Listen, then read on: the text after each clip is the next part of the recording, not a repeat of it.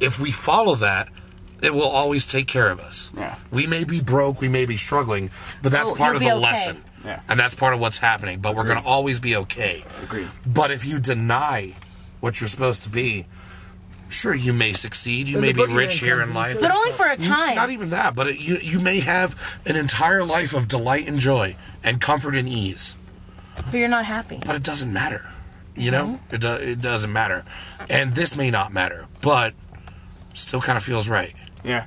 I feel like when it comes down to the fact of mattering and not mattering, that's all what you make matter and don't matter. And that's like comes what down you to the brain. feed at and that like, point. yeah, and if it matters to you, then it matters. Then it matters. It matters more than anything else. And when you see it reflected in somebody else, like we said, you know, about a person we don't even know just saw us one time and shares it to their friends, that matters. Yeah, exactly. And who it hits beyond that matters. There's no shame in fucking two people being affected by something you create.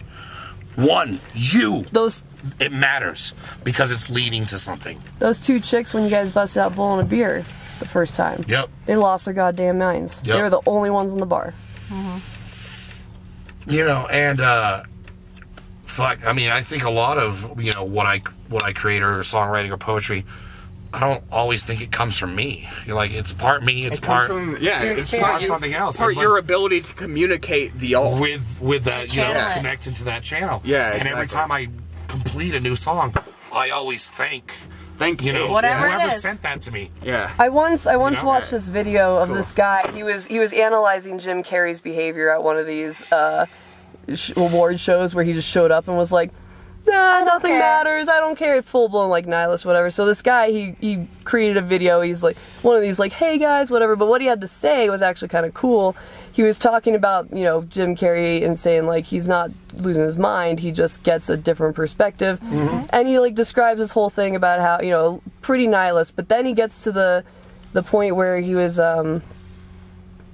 he was talking about how, like, if you're sitting in your brain, if you take the time to really just, like, remove all the bullshit, the consumers and whatever, and just sit with your brain, like, you realize that it's almost kind of what you're saying. It's almost like it's not just your brain. Like, when you get these thoughts, we've all had this, where we have a random thought where it's like, what made me think of that? What reminded me of that? Yeah. And you try to logically figure out, well, it's probably because I saw this sign, or I saw that, and, like, a lot of the times I think that's the case. Yeah. But there are times where it's like, I can't even like come up with a reason for why I'm thinking this thought, or but like it's the true, whatever. And I think it. Here's what I believe. And it's like, but it's almost like it comes from somewhere. So this guy was making the argument. He's like, what if our brains are not, you know, just the brains? What if we're all part of this like connected ether-like type thing? Is where he was getting with it. Was that these thoughts are coming from somewhere? There's some people that get connected to that and use the tools that we give it to connect to that. Reality consists of 7 billion thoughts creating what is and what's not. Like, that's just, like, we got 7 billion different individual facets of consciousness that are pulling individual things from the ether. This reality is 7 billion different ones, different thoughts thinking what is and what's not. Sure. And that's where we get a lot of people who have a higher perspective, and they're trying to bring us to this higher perspective, but we have like 80% of our population that's like, I don't even know how to think of that higher perspective, no matter how much you show us. You know, exactly, like exactly. Because they're the devil's advocate, if you will. And maybe the artists of this day and age are going to be the Egyptians of the ancient world. We're the ones that will learn how to. The problem is, I figure it out and leave it behind. If we get too comfortable, if we lose connection with what we genuinely are, you know, what we're meant to do and stuff like that, then we are just going to be another, basically, you know, a Wall-E type situation, you know. But you have to have those people that, you know, like, okay, it's a PC time, you can't say fuck faggots and shit like that to anybody. But then you're going to have those people that are like, no, fuck you, you're wrong, I'm going to say that because it needs to be done. Because there's something that, you know, needs to speak up, and that comes from somewhere. That's all. You know, there's something that matters more to that. And any time that I've been, you know, come into contact with, you know, psychedelics like DMT or mushrooms, or been able to tap into that consciousness or have an effect and change my life, like, I've been thankful because Yeah. Not all of us get to do that. Yeah, exactly. Not You know all what of I'm us saying? get blood. I talked to a dude that's fucking traveled the world and seen fucking people dead and try to trust his perspective on life before I'd ever talk to a college fucking, 10-year doctor like, well, here's how it is. No, fuck you. You studied a book. Like, That's fuck your you. only experience. In case you guys don't know, PCP's woke as fuck.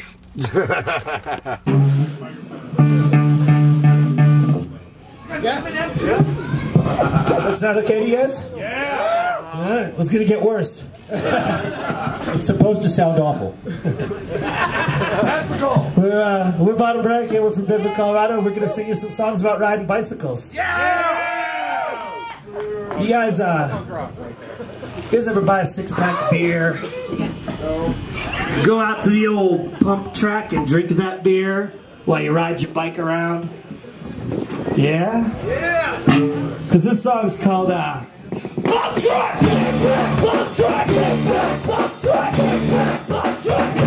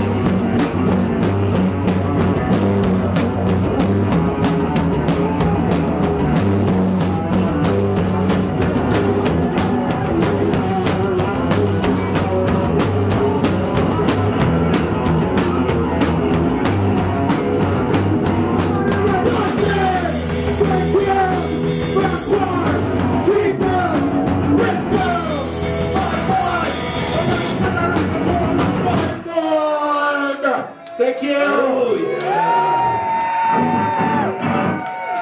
yeah. So thanks again to Bob Rocket for coming up. They had like fucking 9 songs about riding your bike, which is pretty cool.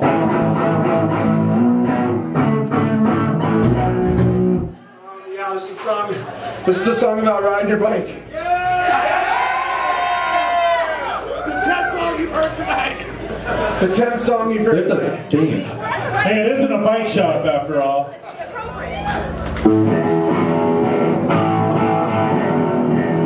Man, this guitar is cool. We just did it. It's not good. It's not good. Come on, guitar.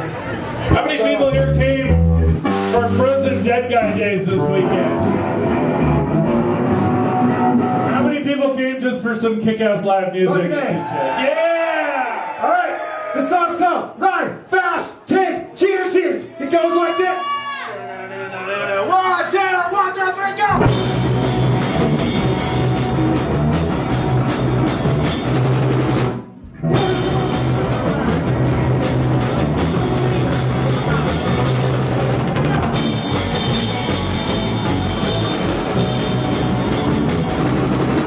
Oh, there he